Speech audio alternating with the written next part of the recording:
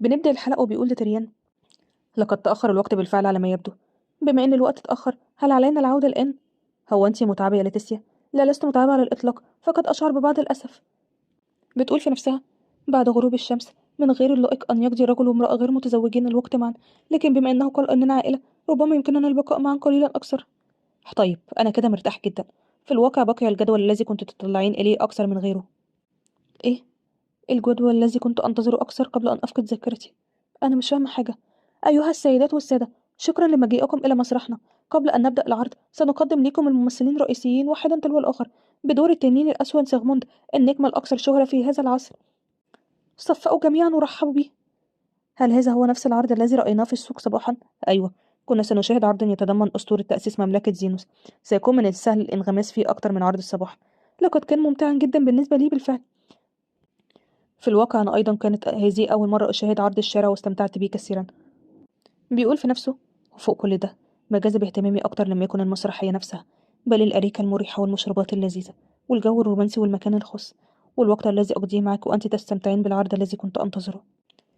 كان مؤسفا أن ليتيسيا التي يجب أن تستمتع بكل هذا لا تتذكر شيئا. عندما تعود ذاكرة ليتيسيا، فلنأتي إلى هنا مرة تانية. كان ذلك عندما اتخذت هذا القرار. ديتريان، لماذا لم تخبرني بأننا زوجان؟ إيه؟ ليتيسيا، أنا يعني... ليتيسيا، هل عادت ذاكرتك؟ هل تذكرت شيئا ما؟ أيوة، زي ما توقعت. عفوا، أنت تقصدي إيه؟ أتحدث عن الخاتم في إصبعك البنصر. الخاتم بتاعي وبتاعك متطابقين تماما، بدا وكأنه خاتم زواج. فخمنت الأمر. لماذا لم تخبرني بأمر مهم بالشكل ده؟ لأن أنا كنت خايف أن يجعلك تكوني حذرة أكتر مني. فلو جاء رجل لا تتذكريه وادعى أنه زوجك، كان الأمر هيبقى مخيف بالنسبة لك. أنا آسف جدا لتسي، آسف. وأنا آسفة لأنني تحدثت بلهجة عتاب. فقد شعرت بالإطمئنان عندما قلت أنك زوجي. إيه؟ ليتيسيا بتقول في نفسها: أنا بس كنت بفكر، لو كنت متأكد إن أنت زوجي، كنت هعانقتك. كنت سأسمح ليك بالتذمر قائلة إن أنا فقدت ذاكرتي ومش فاهمة أي حاجة، وكنت سأرغب بأكثر من ذلك بكثير، لكن يعني... فجأة بتلاقي إن هو بيعانقها بالشكل ده. كلامك صحيح لتسي، إحنا بالفعل زوجات، وأنا زوجك. لتعلمين كم أنا سعيد لأنك أدركت ذلك بنفسك لتسي. بتقول في نفسها: لما ارتبيت في أحضانه بالشكل ده، غمرني شعور بالراحة أخيرا. كيف يمكن أن يكون رجل بهذا اللطف هو زوجي؟ ربما أنقذت بلدي في حياتي السابقة. بعد كده بيسمعوا ناس في المسرحية بيقولوا: أنقذت مملكة زينوس مرتين، صفقوا جميعا لشريكة الملك روميا. يا لها من مصادفة غريبة جدا. بينما كان صاحب المسرح يقدم الممثلين واحدا تلو الآخر على الخشبة، شرح دتريان الموقف وأخبرني بكل شيء. أعلم أن هذا قد يبدو كالكذب، لكنه حقيقة بالكامل. أنا مصدقك دتريان. في الحقيقة كنت أرغب في احتضانك منذ قليل. إيه؟ أنتي بتقولي إيه؟ واضح إن أنا فقدت ذاكرتي، لكن جسمي بيتذكر. منذ اللحظة الأولى التي رأيتك فيها لأول مرة، رغبت في لمسك، وكان قلبي بيخفق بلا توقف. عشان كده أنا كنت واثقة إن أنت شخص غالي جدا عليا. ليتيسيا، أنتي بتقولي إيه؟ بيقول في نفسه: الأمل الذي كان يتفتح بحذر ملأ قلبي فجأة. ما تقوليش إن أنت بتبكي. لا أبدا، كيف يمكن أن يكون ذلك؟ أنا أسفل أنني لم أسترجع ذاكرتي بسرعة تريان. ماذا علي أن أفعل؟ قولي. بيقول في نفسه: أنا كنت خايف، خائفا من ألا تعود ذاكرتها أبدا، وأن تفقد كل ذكرياتها معا، وإن هي ما تحبنيش أبدا. وإن حدث ذلك، كنت سأتمسك بها بشكل مثير للشفقة. أرجوك لا تتركيني، أرجوك تذكريني لتسيا. امنحيني فرصة أخرى عشان أكسب قلبك. ديتريان، لتسيا، هو أنا ممكن أقبلك دلوقتي؟ يلا يا ديتريان، أنا عايزة إن أنا أستعيد ذاكرتي بسرعة. سيبدأ العرض قريبا، نرجو من الجمهور الحفاظ على الهدوء. وطريقة إزالة ستار النسيان عن ذاكرة ليتيسيا هي الاتصال الجسدي، بإيقاظ الذكريات المطبوعة في الجسد عبر اللمسات المألوفة. حتى دون استعجال سيحل الأمر قريبا. وماذا بعد ذلك؟ ماذا علي أن أفعل؟ قال أحدهم: يكفي أن تعيشا كما كنت ما تفعلان دائما. إيه؟ ألم نكن دائما ملتصقين ببعضنا البعض؟ أخبرني كيف كنا نتلامس عادة. ليتيسيا، أرجوك خلاص مكمليش. بتقول في نفسها: صوته كان يشبه التوسل. كيف يمكن لرجل كامل كهذا أن يرغب بي بالشغف ده؟ الأمر غريب جدا. لو كنا زوجين فعلا، لكنا شعرنا ببعضنا كثيرا ونحن نتشارك نفس المكان يوميا. لماذا إذا يبدو كأنه عطشان إلى الحد ده؟ لماذا يرغب بي إلى الدرجة دي؟ ماذا لو لم يكن ديتريان أصلا زوجي؟ ماذا لو كان شخص غريب عني؟ غريب عني. أنا عايزة إن أنا أصدق ديتريان، لكن أحتاج إلى يقين أنه زوجي. أنا لسه مش متأكدة. أنا لازم إن أنا أستعيد ذاكرتي، لازم. من الناحية التانية في منزل كبير، وده بيكون أوائل الصيف، منظر حديقة مألوف ولكنه غريب في الوقت نفسه. يعجبني هذا يا ليتيسيا، ده قصر ريفي رائع جدا. القصر ليس كل شيء. صحيح في اليوم ده كان عيد ميلاد تريان. الهدية المفاجئة التي خططت لها طويلة كانت لمدة شهر كامل لن يستطيع أحد الدخول أبدا. هي دي هديتي الحقيقية. هي إيه؟ ليتيسيا، أنا مش عارف انتي ازاي خطرت ليكي فكرة بالشكل ده، بس هي دي الجنة بالنسبة لي. ما تخيلتش أبدا من قبل الشيء ده، لكن في الوقت نفسه كانت الهدية التي تمنيتها بشدة. الحمد لله أن تريان سعيد. منذ أن رزقنا بالأطفال انهمكنا مجددا في شؤون الحكم، فلم نجد وقتا للاستراحة سويا. لذلك أريد أن أملأ هذا الشهر بأكمل بوقتي معك. لاحقا عندما تتعب قلوبنا أو تشعر بالقلق، يمكننا أن نعود في أي وقت إلى هذه اللحظة من الحماس والسعادة. ثواني بس، هي إيه المشاهد دي اللي بتيجي في بالي؟ في اللحظة التي رغبت فيها باستعادة ذاكرتي، أصبح كل شيء أمامي أبيض. كان منظر غريب، ولكنه في غاية الشوق والحنين، زي حلم أراه وأنا صاحية. لاتيسيا، لاتيسيا، أنت كويسة؟ أنت فيك أي شيء؟ أعتذر، أنا كنت متسرع جدا. ما الذي فعلته شخص فقد ذاكرته؟ لتريان، هل ذهبنا معا إلى القصر الريفي من قبل؟ إيه؟ القصر الريفي؟ لقد أعددتك هدية لعيد ميلادك. لكن ده ما كانش كل شيء. الحقيقة أنني أردت منعه عن أي شخص لمدة شهر كامل. لتسيا، ذاكرتك، أنت استعدتي ذاكرتك؟ إذا أنا حقا أعطيتك تلك الهدية؟ أيوه، رغم أن أنا كنت سعيد جدا بالهدية، لأن لم نتمكن من إكمال الشهر كله. بتقول في نفسها: يا ربي، لم يكن حلما، تلك الهدية الواقعة كانت حقيقية. إلى أي درجة كنت أحب ديتريان حتى أقدم على هدية بالشكل ده؟ الحمد لله، الحمد لله يا لتسيا. أنا كنت قلقان إن ذاكرتك ما ترجعش مرة تانية. يبدو أن ملازمتك طول مدة العرض قد أتت ثمارها. أيوة فعلا، الحمد لله. رغم أنني أضعت أكثر من نصف محتوى العرض، لا بأس بالعرض، يمكننا مشاهدته لاحقا. الأهم من ذلك، هل يمكنني أن أقبلك مرة تانية؟ لقد عادت ذاكرتي بفضل الاتصال الجسدي، مش كده ولا إيه؟ ربما إذا قبلتك مرة تانية سأتذكر شيئا جديدا. لا، مش دلوقتي، مش دلوقتي يا تتسيا، بعد انتهاء العرض، لأن كده هيجي الناس. ماذا لو توقفني قبل دخول الناس؟ المرة دي مش هقدر إن أنا أتوقف. أيوة، لكن يا دتريان، بعد ما تم فتح الستائر أخيرا، كان العرض قد دخل في الفصل الثاني بالفعل. إذا كان الفصل الأول الذي فاتنا بالكامل عن قصة حبهما، فالفصل الثاني عن كيف أسس الزوجان المربوطان بالحب دولة زينوس. لغيابك عن جانبي أصبحت كطفل ضائع لا يعرف ما يفعل. سيدي سيغموند، لن أترك جانبك بعد الآن. لتريان، هل نحن أيضا وقعنا في حب عمك هكذا حتى أصبحنا زوجين؟ لم يكن الأمر كذلك في البداية لتسيا، فقد تم تحديد زواجنا ونحن لا نعرف حتى وجوه بعضنا. إيه؟ بجد الشيء ده حصل؟ إذا فأنا كنت محظوظة جدا. لو كنت قد عرفت أن زوجي شخص وسيم وحنون مثلك، لكنت وقعت في حبك من النظرة الأولى بلا شك. إيه؟ هو أنتي بتظني الشيء ده؟ بتقول في نفسها: أنا على يقين أنني مهما قابلتك في أي هيئة كنت سأقع في حبك مجددا، لكنني لم أكن واثقة أن من فقدت ذاكرتها. ديتريان، هو احنا ممكن نذهب إلى الفندق؟ أنا عايز إن أنا أكون معاك لوحدنا. إيه؟ لكن ذاكرتك يعني لقد عادت بما يكفي. على الأقل بما يكفي عشان أكون واثقة فيك.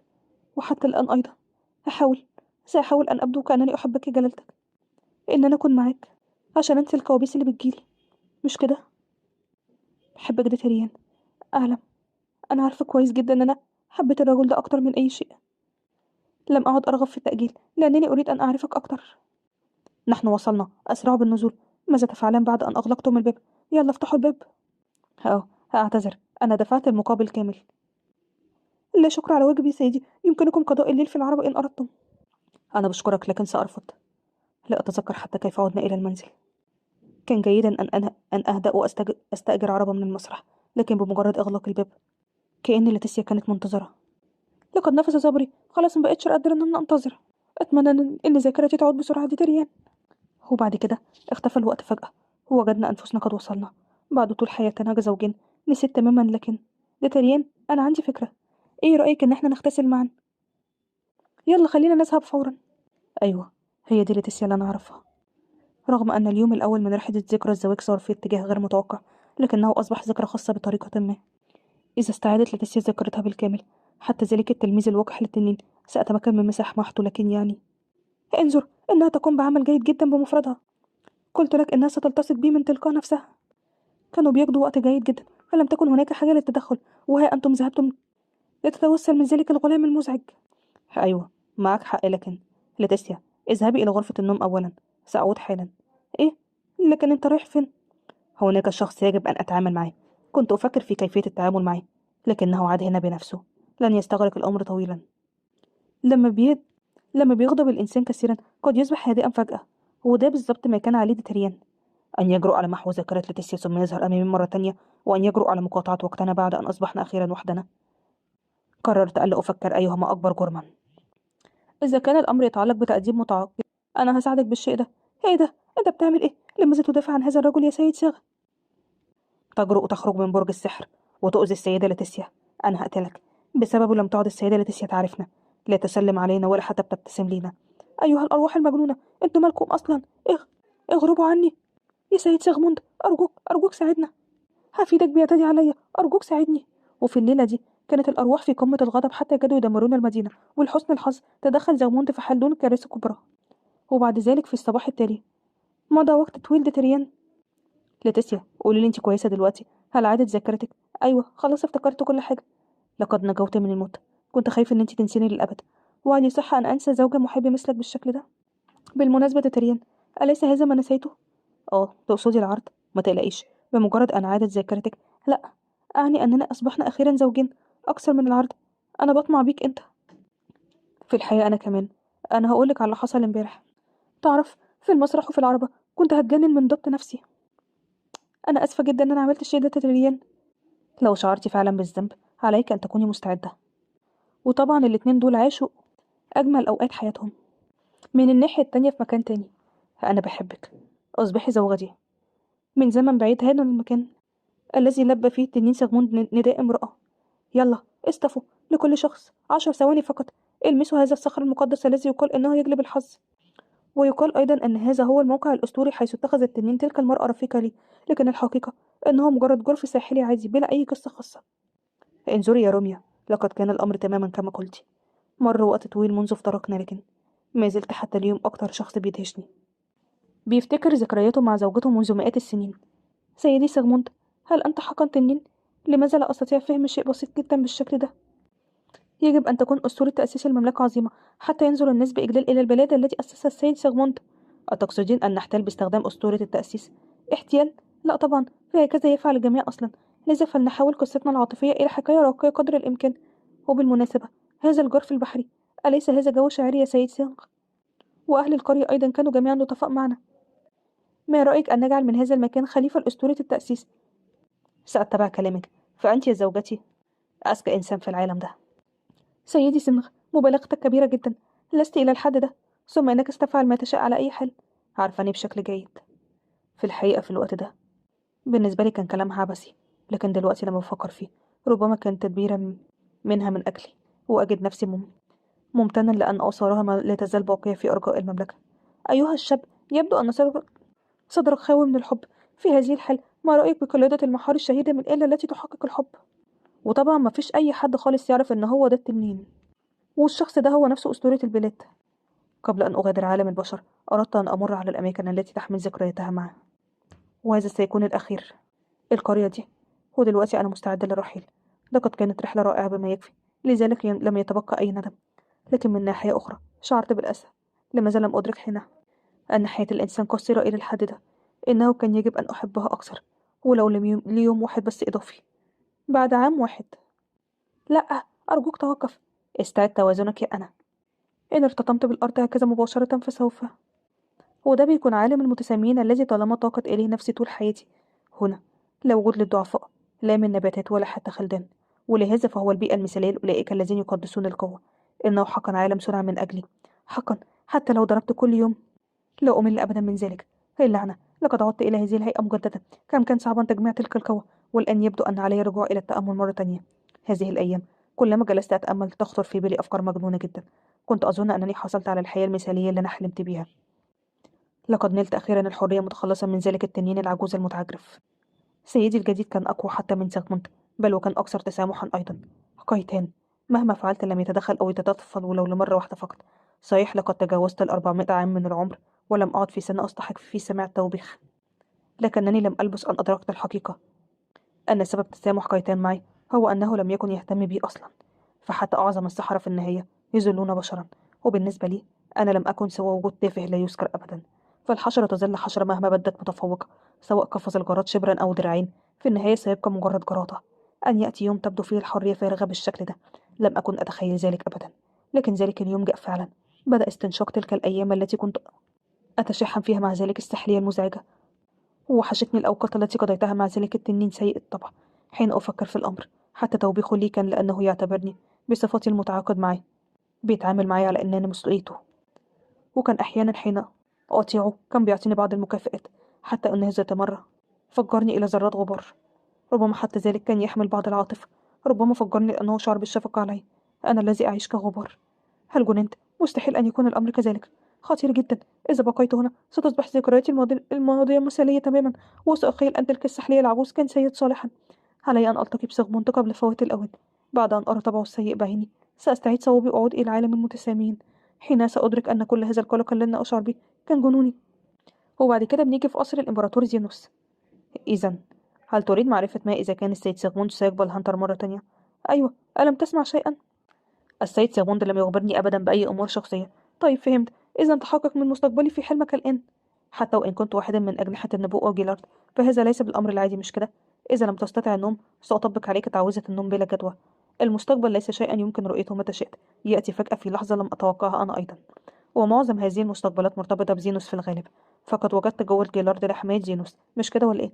لذا يجب أن أرى مستقبلي أكتر وأكتر. فأنا أصبحت من جديد خادما لسيد سيغموند، قد أعمل لصالح زينوس، مش كده ولا إيه؟ أنا أعظم ساحر في تاريخ إمبراطورية السحر، قد أقف إلى جانب زينوس. هل هناك أمر أهم من ذلك؟ زينوس ملأ بالفعل بالمواهب، وكيل الآلهة تلك الأجنحة، وحتى سيغموند عاد مؤجدا.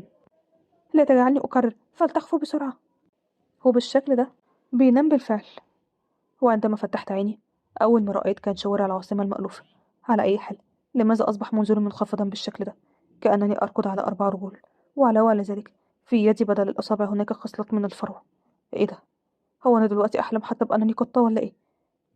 يا له من منظر مثير للشفقة.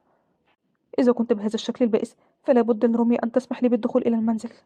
واو، القطة دي ذكية جدا، حتى تعرف كيف تستخدم البشر لتفادي المطر. ثواني بس لحظة. القطط العادية لا تنظف نفسها بهذه الطريقة العكسية، لتبدو مسكينة. وعلى ذلك لون الفراء مألوف بطريقة ما، وعينان تختلفان تماما عن عيون أي قطة. مش مصدقة. السيد شيغموند ماذا تفعل بالضبط متخذا شكل قطة؟ وعلى ذلك من المؤكد أن روميا هي رفيقة السيد شيغموند التي ودعها منذ زمن بعيد. ربما تكون روميا قد تجسدت من جديد في عاصمة زينوس. وإذا كانت روميا قد عادت للحياة كما أن بعد الموت، فلا شك في ذلك. لقد عاد السيد سيغموند إلى عالم البشر فقط ليرتقي بيوميا مرة تانية. مرحبا. تبدو شديد البرودة. هل أنت جائع؟ هل تريد الدخول للحظة؟ ثواني بس، الصوت ده. مهلا. إذا خرجت هكذا ستصاب بالبرد. صوت يهمس كما لو كان يتعامل مع مريض. واجهة المستشفى المألوفة التي زرتها مرات عديدة من قبل. لا يمكنني السماح لك بالبقاء هكذا. سأقوم الآن بنقلك بشكل عاجل إلى مستشفياتنا. إيه ده؟ كايلس. هل كايلس هو تجسد روميا؟ روميا دي بتكون زوجة التنين سيغموند. ما الذي تعنيه بأن سيغموند أصبح قطة؟ هل تقول أنه تحول إلى وحش منخفض المنزلية فقط ليبهر امرأة ما؟ السيدة روميا ليست فقط شخصية في حكاية تأسيس دينوس، بل هي زوجة السيد سيغموند كذلك. بيقول الساحر ده في نفسه. ولكن مرة أخرى ليس الأمر مفاجئا، لقد تخلى عن خلوده بسبب علاقاته السابقة. فمن هي هذه المرأة التي أعيد تجسيد روميا في جسدها؟ أين تعيش؟ أنا مش متأكد، ما قدرتش إن أنا أعرف الشيء ده. فعلا؟ هل هذا كل ما استطعت رؤيته؟ أيوة، ذلك كل شيء. بيقول في نفسه. مش مصدق إن أنا كذبت عليه بكل عفوية. لا أحتاج أكثر من هذا على أي حال. عوضا عن البحث في أرجاء الإمبراطورية، سأقوم بتتبع آثار تلك الساحلية العجوز. سأستخدم وقتي بحكمة وأصنع شيء مميز جدا لي. تقصد إيه بالظبط؟ من الواضح أنني سأقدم لي ما يتوق إليه. أنا هدور على تناسخ روميا وأجلبها لي، وأرميها في أحضان السحلية العجوز. جرعة واحدة فقط من جرعة حبي وستقع في حب سيغموند فورا. ذلك سخيف، لا يمكنك فعل ذلك أبدا. ما هو الحق الذي تملكه للتدخل في خطتي المثالية؟ وللسبب ده يعد العزاب الغيرون مخلوقات مرعبة. هذا ليس لأنني أشعر بالغيرة، إنه فقط تصرف خاطئ. حسنا، ما قدر حصوله سيحدث في النهاية. أنت قلتها بنفسك، لقد كانت زوجة صياغ. كل اللي أنا بعمله هو إن أنا برجع الزوجين لبعضهم البعض. وبالإضافة لذلك، من دون مساعدتي كيف سيتمكن ذلك العجوز من الفوز وقلبها؟ بمجرد أن يصبح مدينا لي، فلن يكون لدي خيار سوى أن يأخذني كمتدرب لي. على أي حال، شكرا لمساعدتك، أنا هغادر دلوقتي. استنى بس لحظة يا سيد هاينز. أيوة، أنا هرد ليك المعروف ده، أوعدك بالشيء ده. لا، مش ده اللي أنا بتكلم عليه. السحر العظيم دائما ما يسدد ديونه. رجاء، يجب عليك سماع ما أريد قوله. يجب عليه الذهاب لإيقافه قبل أن ينتهي بي الأمر فعليا بإطعام كايلس جرعة الحب دي. تمام. ما كتبه القدر سيحدث. لقد قلت أنها كانت زوجة سيغموند. ما خطرش في بالي يوما أن كايلس قد تكون تناسخ السيدة روميا. هل يعني ذلك أنني قد أكون الحائل بين روحين جمعهما القدر، لأن السيد سيغموند يبحث عن تناسخ السيدة روميا؟ مع أو بدون جرعة الحب سينجذبان لبعضهما البعض. من الطبيعي حدوث الشيء ده، لذا لا بأس. أنا لم أخطط للاعتراف بمشاعري منذ البداية. كايلس احتلت مكانة خاصة في قلبي، فقد ساعدت والدتي العزيزة، ولذلك أنا كنت مدين لها. لقد كنت سعيدا جدا بلقاء عائلتي بعد عودتي من الموت بأعجوبة، لكن تلك الفرحة كانت ستكون قصيرة الأجل لو لم تتعافى أمي. كايلس لم تنقذ أمي فقط، بل أنقذتني أنا أيضا دون أن تعلم. وللسبب ده أردت التعبير عن امتناني لها. ذلك ما أردت، لكن سموك ليس عليك أن تتعب نفسك بإحضار هدية في كل مرة، ورجاء لا تأتي إلى هنا من دون حرص. إذا كان لديك أوامر لي قم باستدعائي عندما آتي إلى القصر في المرة القادمة. إيه؟ أنا بعتذر على إزعاجك. لا، ثواني بس، أنت فهمت غلط. ما كنتش أقصد إن أنت بتزعجني. اللطف لا يعني شيئا إذا كان غير مرغوب فيه. يبدو أنني جعلتها غير مرتاحة. مهما اقتربت من كايلس، في عينيها ما زلت من العائلة الملكية. وعندما قررت أن أتصرف بحذر أكبر معها، ظهرت في أحلامي للمرة الأولى. صباح الخير، الجو جميل جدا اليوم، مش كده؟ صباح الخير، كيف حالك؟ لقد شاهدتها تكرر ذات التحية الخرقاء مرارا تكرارا، وكأنها تتدرب على أداء مسرحي. مهما حاولت بجد لم تستطع إبداء التعبير الذي رغبت به. سعيدة بلقائك، أنا كايلس. كنت مندهش جدا. رؤيتها تحول رسم ابتسامة على وجهها. ثواني بس، هل يمكنني أصلا رؤية ذلك؟ ولكنه حلم لا يمكنني إبعاد نظري عنه. منذ الأزل كانت أحلامي تمس من حولي، لكنها لم تظهر لي أبدا أي شيء شخصي وعميق بالشكل ده. أنا أستسلم، هذا عديم الجدوى. من أخدع بمحاولة التظاهر بأنني شخص مختلف؟ لا تفكري بالطريقة دي، مع الممارسة الكافية ستتمكن من رسم ابتسامة جميلة. أنسة كايلس، هل يمكنك الخروج للحظة؟ أيوة طبعا، أنا قادمة. ولما نهضت على قدمها تلاشت ابتسامة كايلس، وعاد ذلك الوجه المألوف الذي اعتدت على رؤيته. رأيتها تسير مغادرة الغرفة، وبهذا انتهى الحلم. أي نوع من الأحلام يكون هذا؟ أنا آسف جدا يا كايلس، لم أكن أنوي أتطفل على شيء شخصي بالشكل ده. ما رأيته كان على الأرجح الجزء الوحيد من حياتها الذي أرادت إخفاءه عن الآخرين. إذا علمت كايلس أنني اكتشفت سرها فسوف تغضب مني. يجب أن أمحو من عقلي ذلك. هو الخيار الوحيد. على الأقل دي كانت الخطة. ما الخطب أيها الطفل؟ لماذا تستمر بالتحديق بمن شعرها كسماء الليل بالشكل ده؟ هي إيه؟ ها أنا كنت ببساطة أبدي إعجاب مدى اجتهادها في العمل، مش أكتر. من الواضح أن هذا مجرد عذر. في الحقيقة ظل وجهها يذكرني بمحاولتها المتوترة للابتسام. لم يسعني إلا أن ألاحظ الإيماءات التي كانت تحاول إخفاءها، مثل الطريقة التي عضت بها شفتيها من الداخل، قبضتها المحكمة على قلمها عندما تشعر بالتوتر، ورمش عينيها المضطرب عندما تنظر إلى الأسفل. بعد رؤية هذا فإن كايلس بتذكرني بالبذور، مغطاة بقشرة قاسية ولكنه يخرج منها برعم. خلف قناعها البارد هي ببساطة فتاة خجولة، ليست معتادة على التعامل مع الآخرين. وأنا الشخص الوحيد في هذا العالم الذي يدرك ذلك. إنه سر احتفظت به وسرعان ما تحول إلى شيء ثمين. صحيح، لا يعقل أن كل تلك العادات الصغيرة تنتمي للسيدة روميا كذلك. الحياة التي عاشتها كايلس هي ملكها لوحدها. إن مشاعري غير المعلنة نحوها غير مهمة دلوقتي. يجب أن أجد اللورد سيغموند، فهو الوحيد القادر على منع السيد هاينز من ارتكاب أفعال طائشة. وبعدها سأخبره أنني رأيت السيدة روميا في أحلامي، الشخص الذي اشتاق إليها اللورد سيغموند، وكان يطوق لرؤيته طول السنوات دي. بعد كده بنيجي في زقاق في العاصمة الإمبراطورية الصاخبة. أخبروني، هل رأيتم قطا أسود بعيون ذهبية؟ قد يبدو كقطة، ولكنه شخص أبحث عنه. لديه عيون لامعة ويتصرف بطريقة مثيرة للريبة. هل هناك قطط جديدة في المدينة ينطبق عليها هذا الوصف؟ إيه؟ كيف لا يعرف أحد من هؤلاء المخلوقات من كانوا؟ طيب، أعطيني بقى اللحم اللي أنا أعطيته ليك. أيها الصغير المشاغب، هذه القطة التي تعطيني معلومات. لماذا تقوم هذه الكائنات بحك رؤوسها بسكي بالشكل ده؟ تصرفوا باللطف كما تريدون، هذا لن ينطلي عليه أبدا. اللحم هو فقط القطة التي تستحقه، هل تفهمون ذلك؟ وبعدها ب10 دقائق تم إخضاعه من قبل مجموعة من القطط. كيف لم يخبرني أحدا أن نفر القطط بالنعومة دي؟ لو كنت أعرف لحط نفسي بالقطط وليس بأولئك السحرة البغيضين. أتساءل إن كان بإمكان القطط البقاء على قيد الحياة في عالم الكائنات المتعالية. ربما من الأفضل البقاء هنا في عالم البشر وتربيتهم. أين أنتم ذاهبون؟ استنوا هنا. اعتقدت أنني شعرت بطاقة أحد المتعاليين هنا. الصوت ده. اخبرني، لماذا أنت في عالم البشر بينما ينبغي عليك مساعدة كايتن؟ إيه ده؟ أيها العجوز، أعني سينغ، أين كنت؟ أنا بحثت عنك في كل مكان. بالمناسبة، لماذا أنت على هيئتك البشرية؟ إيه الهراء اللي أنت بتتحدث بيه ده؟ فقد جاوب على سؤالي. كايتن لن يلاحظ غيابي من جواره أصلا. في الواقع لم يكن بمنادتي فقط خلال السنة الماضية أبدا. وده معناه ده مش معناه أبدا أنه بإمكانك التهرب من مسؤوليتك بسهولة. عد إلى عالم الكائنات المتعالية في الحال. عندما كان بيننا عقد كنت أستطيع تغطية هفواتك، ولكن ليس بعد الآن. هل أنت متأكد أنك لا تحتاجني؟ لقد جئت لمساعدتك. لست متأكد مما يجري في عقلك ذاك، ولكن الطريقة الوحيدة التي يمكنك بها مساعدتي هي بالعودة من حيث جئت. أعتقد أن هذا يعني أنك لست مهتما بلقاء السيدة روميا. هل ستضيع حقا الفرصة التي سنحت ليك؟ كيف تعلم بشأن روميا؟ أنت لسه بتحبها مش كده؟ إيه الحماقة اللي أنت بتشرشر بيها دي؟ السؤال هو، هل هي تحمل ذات المشاعر نحوك؟ بيقول سيغموند في نفسه.